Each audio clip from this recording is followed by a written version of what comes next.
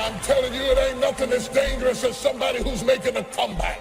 You haven't had a fight till you get in the ring with somebody who's making a comeback. You haven't been through hell till you run up and punch somebody who ain't got nothing to lose. Slap somebody and say, nowhere to go but up.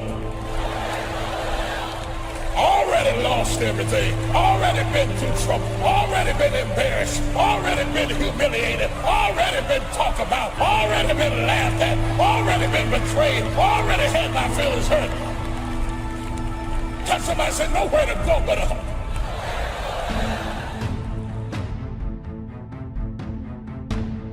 You can start to make a new stretch today. You can sign up for some new classes today. You can start engaging in constructive thinking today. You can make some life-changing decisions today. See, you don't ever have to be the same again, only by choice.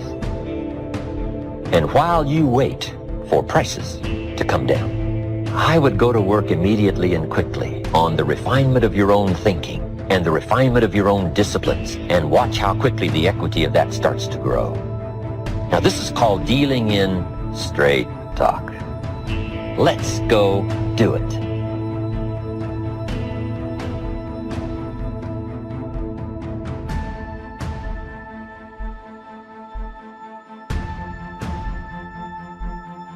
What's the first thing they say when you get on an airplane before they take off? Fasten your seatbelt. Why? Because you will experience some turbulence before you reach a comfortable altitude. The only way to get unstuck is that you need something stronger, something greater, pulling the thing that is stuck. Because there's some people today that you're single and you feel like you're stuck. You feel like you're at a halt. You don't feel like you can progress in life. You don't have to be popular to be powerful. I ended up going to dinner with, becoming friends with, eating with, fellowshipping with people who started out hating me. I had the capacity to withstand their hatred and the capacity to embrace their friendship. I understood that time defines you. Some people will understand you later. I didn't have the help I needed. I didn't have the money to do what I was doing. I didn't know anybody. But I knew one thing. I'm not in this thing by myself. It's not about perfection, it's about progression. But some of you right now, you've got it in your mind. The only way I can progress is if I get a partner. Oh, but friend, you need something bigger than a partner to pull you out of this season where you feel like you're stuck. Guess what you need? You don't need a partner, you need a God-given purpose. We all go through times where it doesn't feel like we're making progress. We're being our best, but not getting good breaks. The problem hasn't turned around. When we're not getting our way, we're doing the right thing, but we're being overlooked. Our friend got married, but we're still single. We're working harder than our coworker, but they got the promotion. We feel overlooked, undervalued, forgotten. These times of isolation where you're not being celebrated are extremely valuable. Nothing may be changing on the outside, but something's happening on the inside. Your character is being developed. You're learning to not depend on people. You're gaining experience, maturity, strength that you'll need to go where God is taking you. This is what I found out being a professional alone person. It's okay to be alone. I get over 1,000 messages every single day. And a lot of people write to me saying, Ralph, I just can't seem to find anybody I can get on with. And I don't like it. It's okay to be alone. The reason why a lot of people experience a lot of loneliness is because they are in resistance to being alone. Because being alone is frightening for the majority of the human race. You got to be with yourself. You got to go within. A lot of stuff is going to come out. That's why a lot of us, we want to always be with friends. But if you continue just to follow the crowd, you will only go as far as the crowd. Life situations is to use the illustration of the seasons. Number one, you cannot change the seasons until you get your own planet. All of this has been set in motion. But here's the next piece of information. You can change yourself. You can't change the seasons, but you can change yourself. Life and business is like the changing seasons. Frank Sinatra sang, life is like the seasons. First, learn how to survive the winter. Speaking of life in its simplest aspect, the first key to learn in your life on the spinning planet is to learn how to survive. Now, there's all kinds of winters, right? The winter of the calendar, right? The winter of the actual season. But then there's financial winters and social winters, personal winters. But we understand those because we've all been through it. Now, here's the key on the winters. Some are long and some are short. Some are easy and some are tough. But they always come right after harvest, right after fall, autumn. So we cannot rearrange the coming of the winters. But here's what we could do. Get stronger, wiser, and better so that we can survive better.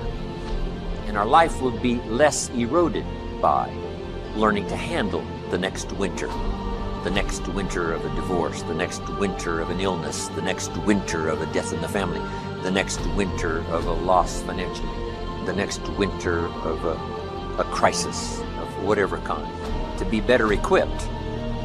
So here's the key, to learn the seasons so that you can approach it all in a very intelligent way. So you must think negative when it's positive. You must think winter when it's summer. Here's some of the best advice. It comes from classic tradition.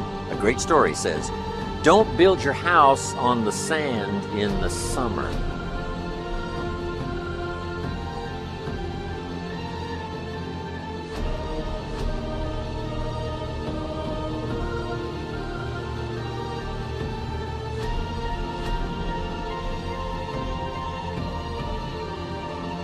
You must not be faked out when it's nice.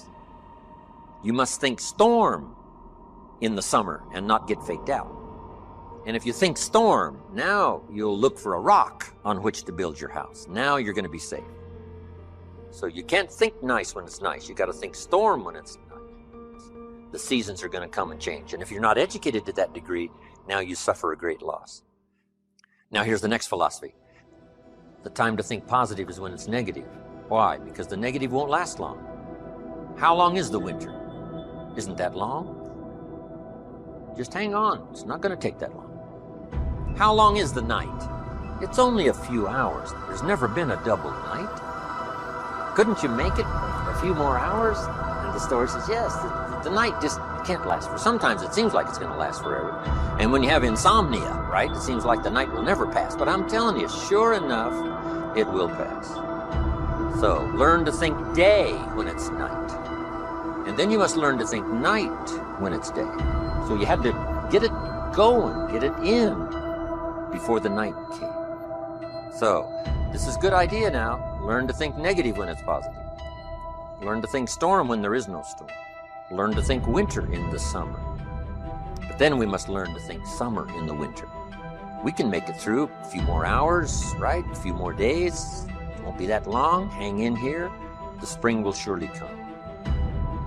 So the winters of life, learn to express those to other people, help them understand that as well as to try to understand it yourself. Now here's the next season, the spring. Spring is called opportunity. Not a guarantee. It's guaranteed the spring will come, but it's not a guarantee of a harvest. Here's the key, you must do something with the spring. Take advantage of the spring. Read every book you can get your hands on what to do with the springs of your life. Take advantage of the day, because the day follows the night. It's an opportunity now to turn things around. It's an opportunity to have a better one than the last one. It's an opportunity for a new beginning, a new spring, a new day, a new beginning. So spring is the chance to take advantage of another opportunity. Now, here's what you must do in the spring. It's a very short season usually. You must hurry. You wouldn't ask a farmer to go bowling in the spring. He hasn't got time. Why? The season is too short. The planting season is too short. You've got to get it done fairly quickly. Now, we call spring a window of opportunity. If you have a chance to talk to someone, the window's open. It may not stay open very long, so take advantage. Don't hesitate. Meet a new friend. talk to somebody while the window's open. Now here's the season for everybody to understand, because it is so applicable to our life, and that's the season of summer. 2 things we must do in the summer: nourish our values and protect. Nourish like a mother, protect like a father. The twin challenges in the summertime help to illustrate life, that we are confronted with both good and evil.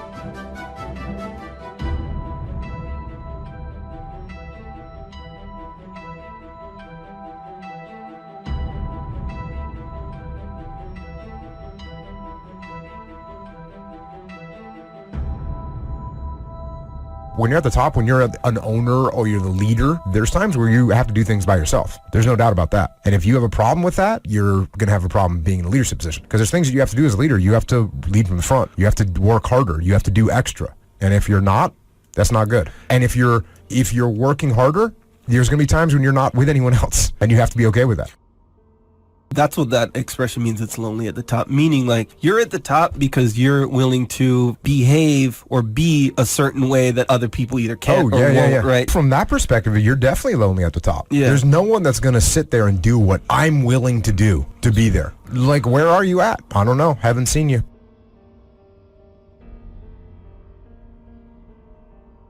If you want any value at all, come harvest. You gotta press, you gotta be bold. The high life is not for the timid and the shy. Some people mistake timidity for humility. Humility is a virtue. Timidity is a disease. Humility is almost godlike word. A sense of awe, a sense of wonder, a sense of understanding the distance in worth, an awareness of the human soul, the spirit, something unique about the human drama versus the rest of life. A grasp of the distance between us and the stars, and yet having the feeling that we're part of the stars. It's okay to dream, but we must not just become a dreamer. Be proud, but not arrogant. It takes pride to win the day. It takes pride in company, opportunity. It takes pride in group, organization. It takes pride in cause and accomplishment. But the key is to be proud without being arrogant. If you want the audacity to be successful, don't you understand the crap that comes along with that? Like, I wanted the audacity to be in shape. It's come with a lot of crap. It's been a lot of work. You deal with it because it's a very small price to pay for all the phenomenal stuff that you headline read and you aspire to and you dream for. The problem is most of you don't want to eat that shit to get there. Analyze where you are. Go into your store. What's in here? What's old? What's decaying? What stinks? Okay, what's that over there? Negative attitude. Gotta get rid of that one. Negative people. We can't hang anymore. You got to go. You can't do this anymore. Fear. Come out of there. What's over there in the corner? Procrastination. What's over there? Okay, bad attitude. All that stuff, get out of there. Throw it out. It's got to go. And what do I need? What do I need to get me from where I am to where I need to go? What do I need? Okay, I need more people who dream like me, who think like me, who can stretch and grow like me. I gotta surround myself with more people like that. All right, good. I need more confidence here. I need to develop more belief in my ideas and in my plans. I've got to do that. What else do I need to get to where I need to get to survival, to live? What do I need? Okay, I'm going to a new place. I need new skills. So this is what it is, inventory. Throw out what you don't need, add what you need. Here's one of the better realistic illustrations, and that's health and illness at odds in your body. Illness trying its best to drive health into a small corner and occupy the territory. And health trying what? To push illness into a small corner. There's this contest going on. Who's going to occupy the territory? If one stays strong, the other is diminished. If the other gains in power, then the other is diminished. So what you must learn to do is cooperate with the positive side of everything in your body and your life. Sometimes we sabotage our own best interest. Because if we get weak, I'm telling you, it moves in, takes the territory. So we're in the middle of this contest, and here's what it's called: opposites in conflict. Good, evil, liberty, tyranny, right? Health, illness, winning and losings, right? There's the struggle going on. But here's the key. It's the only way, it seems, it's the only way to create a human adventure. Doesn't seem to be any other way currently. It seems like to create an adventure, to create a unique human scenario, we need opposites in conflict. And it's the only way to have a civilized society. And we've got to fight these skirmishes. We've been fighting them forever. We've got to fight them forever. Whether they're inside your own body or whether they're in politics, no matter where they are. We must play this game. We must fight this game. But here's what it creates, a great adventure. Let me give you the ultimate now. Could you win if you couldn't lose? And the answer is no, it doesn't seem like it. You couldn't call it winning. You can't win if you couldn't lose. So that's the deal now. Negative, positive. Would there be negative, positive without negative? No, it doesn't seem like it. It seems like this is the current setup, you know, for the foreseeable future. It looks like it's been that way as long as we can remember and as long as the history tells us. So here's what you want to do if you want the adventure. You must learn to play this game, to work with all the positive forces to defeat the negative forces as early and as soon and as much as possible, to contain the ravages of disease that want to take you early. You got to fight back. You can't just leave it. Somebody says, well, I got my fingers crossed. Not a good philosophy. You got to take your vitamins. You got to do the stuff. You got to do the deal. Jump on the positive side of whatever you want and see if you can't help out in this warfare and this push-shove match. That's the key. So in the summer, here's what you must do. Nourish the plants and the garden. Nourish your values like a mother. Give life. Whatever you start now, you must nourishment and give it life. Don't neglect a new life if you've started a new life. What if you said to a brand new mother, where is your baby? She says, I have no idea. You would say, no, that isn't right. If you start a new life, you must care for it. You must protect it. You must give it life, give it nourishment. Now here's the other part. You must protect it like a father. That's why the old wise man said, we must learn to love and hate. And the illustration he used was, you must learn to love good and hate evil. To deal with the weeds in your garden, you've got to hate weeds. You've got to hate them enough to what? Kill them. You can't say, well, poor weeds. Say, no, this ain't the deal, poor weeds. So, learn the good evil. Now, here's the greatest battle in the mind. Here's what you must not become in the summer in your mind, a victim of yourself. What is that insidious voice inside your own head that says, you're too short, it'll never work for you, you're too tall, right? It's over for you, right? It's never worked for you before. What gives you any idea that it'll work for you now? You've never been able to rise up and take charge of your life. What makes you think you can do it now? There's going to be too many obstacles out there. You'll never overcome them all. What is that insidious voice? It's the same game going on inside your head that's going on in the world. Liberty and tyranny in a push-shove match.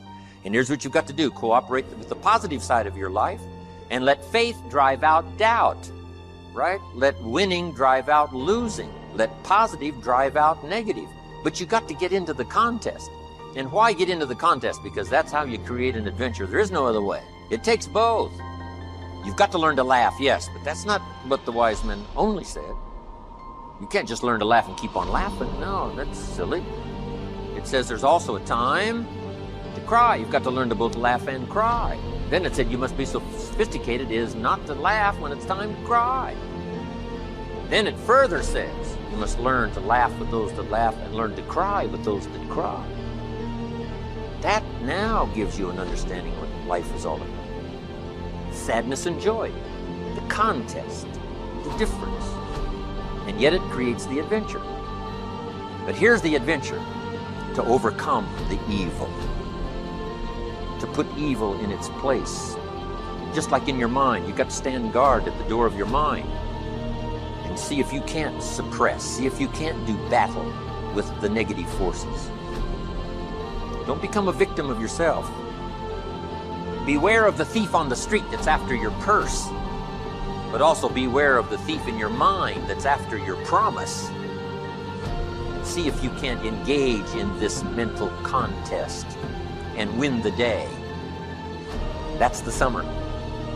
Now here's one more season, and that's the season of harvest.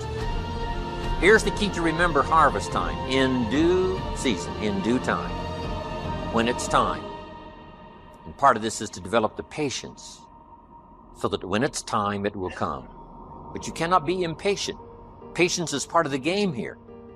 You can't plant the seed and 2 or 3 days later dig around and say, where's my crop, where's my crop? I say, no, come on, that's foolish. We'll take you away to some safe place. You got to plant and wait and exercise patience. And then when it comes time, you give it nourishment and you give it care and you give it protection, and then you got to wait some more and you got to wait some more and you got to wait some more.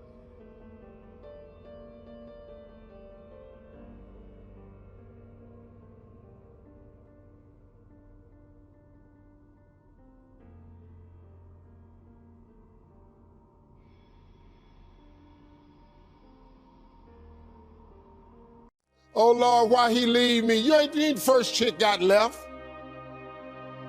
This might not even be your last time getting left. Pull yourself together and quit tripping, cause you in the process. You want to begin to get all the toxic people out of your life. Energy drainers, get them out of your life. See, ladies and gentlemen, it takes a lot of energy to reach your goal. It takes a lot of emotional, mental, and spiritual energy to reach your goal. And you can run faster with 100 who want to go than with one around your neck. So there are two kinds of relationships. Sid Simon talks about this. Nourishing relationships and toxic relationships. Nourishing relationships are the relationships that inspire you. They motivate you. They bring the best out of you. Toxic relationships are relationships with people that always criticize you. All they can do is find fault. All they can do is just exploit your weaknesses. All they can do is remind you of the mistakes that you've made in the past. These people are bad for your health. Toxic people can run your blood pressure up. One apple can spoil a whole barrel. One negative energy drainer can spoil your whole life. I know people whose lives have been ruined because somebody wasn't good for them. See, there are some people that aren't good for you. Hello? They aren't good for you. You've got to get them out of your life. See, a lot of people put up with a lot of foolishness because they don't want to die by themselves. Make a list of who you communicate with most and ask yourself the question, what kind of person am I becoming because of this relationship? Is it helping me to grow mentally and emotionally and spiritually? Am I becoming a better person because of this relationship? Do they bring out the best in me? Do they inspire me? Do they encourage me to develop my greatness? Do they make me stretch? So you got to look at the people in your life and find out what kind of person are you becoming because of that relationship. My mother used to say, birds of a feather flock together. You run around with losers, you will end up a loser. Unconsciously, you will pick up their ways, you will pick up their habits, you'll pick up, most importantly, their attitude about life. If you're around cynical, negative people all the time, you will become cynical and negative. I love you. I repeat, I love you. If no one has ever told you this, if no one told you this today, this week, this month, this year, or this very second, I want you to know I love you. And I also want you to know that the fact that you're still alive and still on this earth, even though it's been challenging and rough, and sometimes you get discouraged and uninspired to keep going, God has a plan. You will grow through what you go through. Everything that you're going through, at some point, it makes no sense to you right now. But at some point, God is going to reveal to you why all of these issues, challenges, and problems continue to show up and what you were supposed to learn from it. You will grow through what you go through.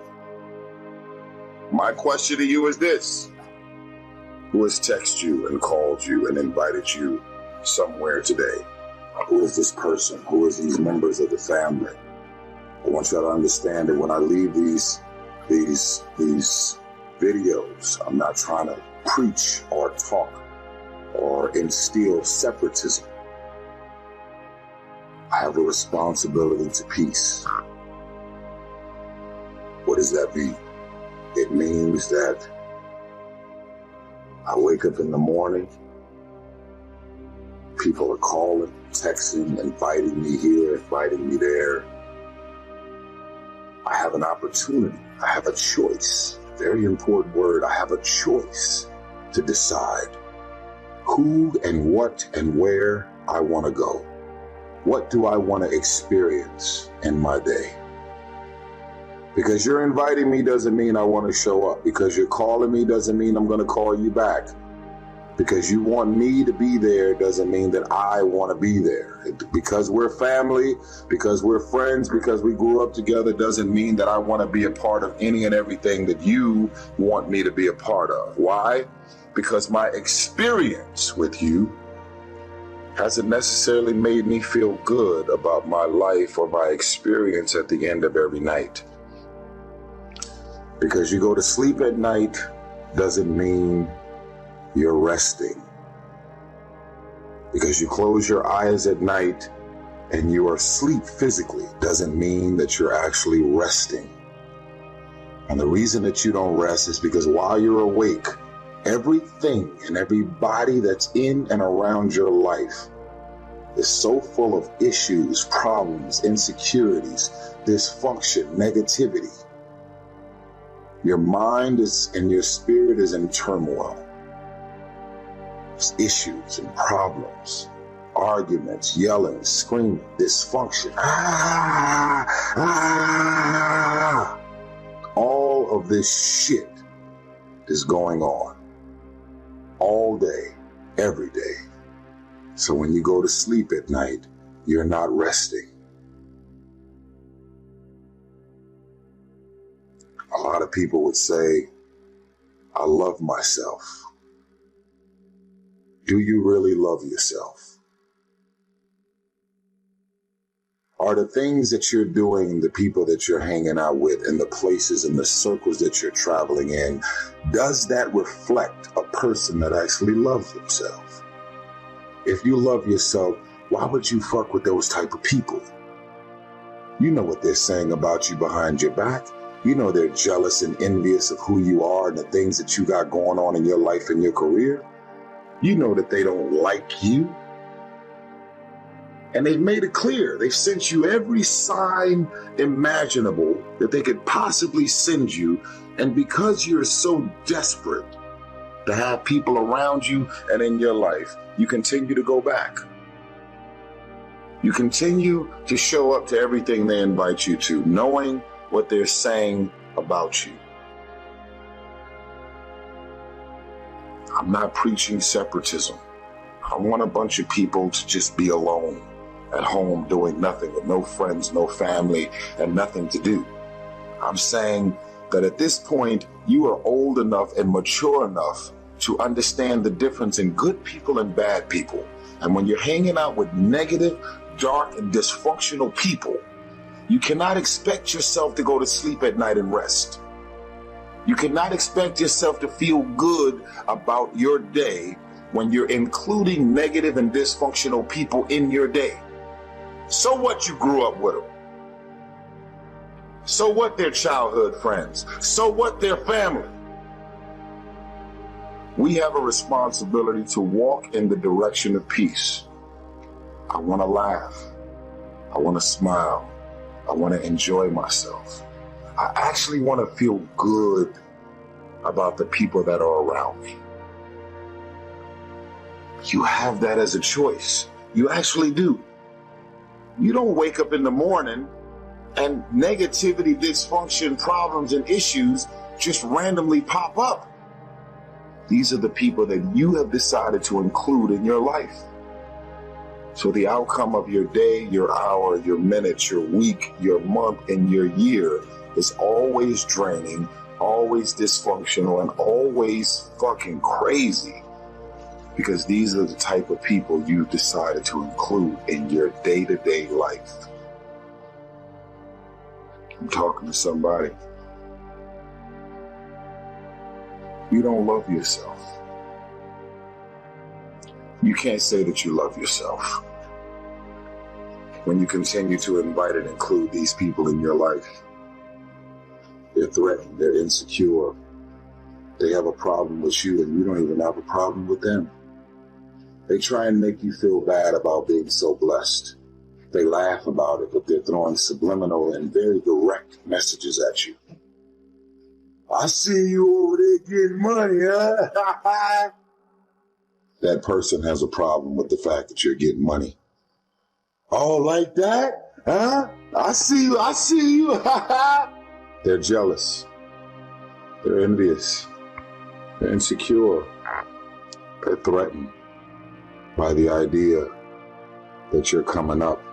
Your career and your life is advancing. God put people in your life for a reason. Others are there for a season. And it's very important that you recognize when people's seasons are over. God put people in your life for a reason. Other people are there for a season. Is the season over? Or have you decided because you're desperate, because you just need validation, you need all of this shit and people and things around you, you've decided to drag these random people into the new season of your life? You have a boat, and your boat is at its capacity. And in order for your boat to not sink and go underwater, and that could be your career, that could be your life, that can be your personal life, your relationships, is that relationship over? Do you feel mentally, spiritually, and emotionally stimulated in that relationship? Are you just holding on to it because you got this concept of loyalty that you have overused, and overabused? Well, I've learned that loyalty has an expiration date. Loyalty isn't some open-ended thing that just goes on forever. Because technically, some people just don't really make sense for your life and the new season, the mind and the space that you're in. Think about this. This is a reminder that loyalty has an expiration date. You ever been in a relationship with some folks 3 years ago, and then you run into them and then you like, man, what the fuck was I thinking dating her or dating him? And you almost want to beat yourself up for even the fact that you were in love or had all of these ridiculous feelings for this person. That shows you right there that loyalty has an expiration date. You could never see yourself not being with that person. But at a certain point, all of the signs and wonders revealed itself that relationship is over. So if you had drugged that person, those people, those friends, those family members, those situations into the new season of your life wouldn't be going as well as it's going right now. I want you to stop playing the victim. You are not the victim. You decided that those are your friends. You decided that those are the people that you want to spend time with. You decided this is what you wanted to do with your day. When you get invited to places, doesn't mean you have to show up, especially if you know what your experience is going to be like with these people. No one wants to be alone. Why spend the rest of your life being miserable, frustrated, and insecure, not really feeling as good as you have a responsibility to feel?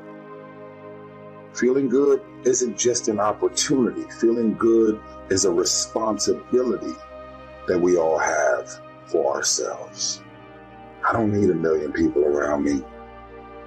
If I don't like you, I don't fuck with you. And guess what? I actually don't care what you say about me. I don't remember the last time I lost sleep over a hater and the things that people are running around saying, blogs, websites, conversation, tweets, and I don't lose sleep over haters. Why? Because I know exactly how I feel about me. And even if something appears to be very different than what it really is, I don't even mind that you're talking shit about the things that you're assuming that's really going on. I know what's happening. I know who I am. I know what my intentions are. I know my heart. And more importantly, God knows my heart. So for it to appear to be this, appear to be that, and then you running around saying whatever you're saying about me, that's fine. You go right on ahead and say it. You have a job to do. You're bored. You have nothing going on in your life, so you focus on my life. It's the way it is. Listen, y'all. We have control of our minute, our hour, our day, our week, our month, and our year. Stop running around being on the receiving end of whatever people want to dump on you. You showed up.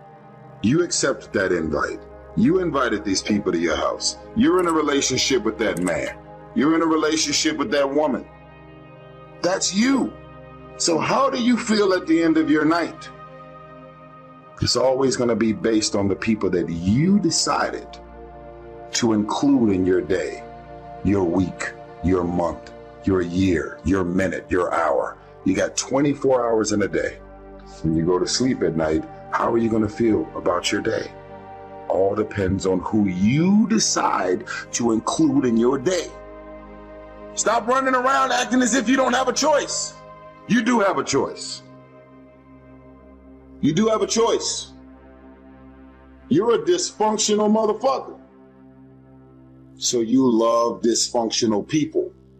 You love rumors. You love issues. You love problems. You love people calling you with their problems. You love it.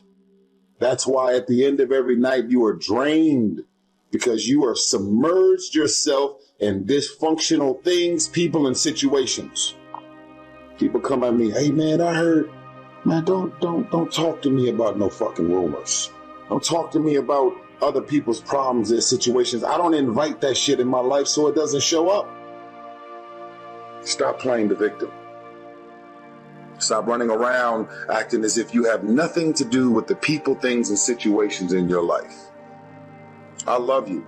I'm tired of these grown-ass men and grown-ass women running around acting as if they don't have a choice. You have a choice. I'm a grown man. Where are the most crazy, insane thugs, gangsters, Crips, Bloods, dysfunction? Where can I find and seek trouble? Where is it? Where is it? There it is. And you decide to walk in that direction. And what the fuck do you expect the outcome to be? You're hanging out with crazy people. Do you expect the outcome of your day to be regular and okay? Where is a heartbreak? Where is someone that's going to make me feel insecure, make me feel bad about myself? Where are they? Ah, there they are. So let me walk in that direction.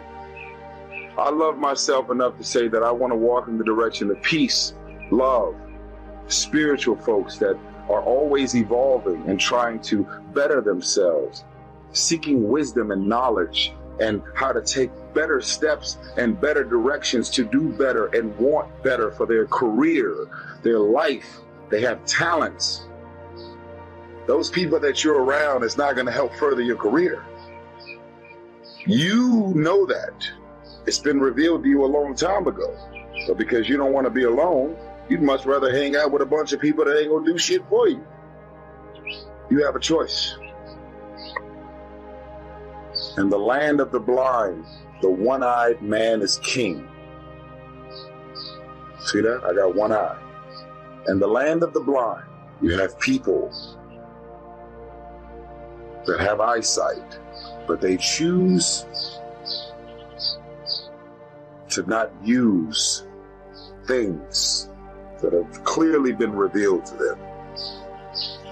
In the land of the blind, the one-eyed man is king. Most of the people out here are blind. They don't see what's right in front of them. And so they choose to just disown it, push it to the back. No. I didn't see that. No. I'm going to let it fall on deaf ears. I didn't really hear that. I don't like the way I feel. I'm going to ignore the way I feel about being in these situations around these friends and these people. I'm going to ignore that. I'm going to disown that. In the land of the blind, the one-eyed man is king. If you make it to the end of this video, I want you to write that. I don't have to leave these videos. I don't have to do anything. I know what I know, and I live the life that I live, and I'm happy with it. I may not have all the money in the world, but I'm comfortable. I have peace in my mind, and I move and operate in peaceful circles. And I welcome people in my life with good energy, that are talented, that are beautiful, that have good intentions towards me and others. I refuse to invite dysfunction, problems, issues, insecurities, negative, bad people. And that's why my life is as blessed as it is. Some of y'all think that my life is blessed because I have a career. I get to travel and I get to move around with celebrities and go to A-list parties and private yachts and private planes. Some of y'all equate that to living a blessed life. That's not living a blessed life. Those are just perks and antics that come along with my life. The day-to-day life that I live is that I include amazing and incredible people, and that's why my life is so blessed. All of the other stuff is additional perks that come along with it. I want better for you. The question is, do you want better for yourself? Don't claim to love yourself and you're waking up every day and deciding to include these people, things, and situations in your life. That is not moving like a man or a woman who truly loves themselves. When you love yourself, you want better for yourself. That's what it is. If you make it to the end of this video, I want you to write, in the land of the blind, the one-eyed man is king.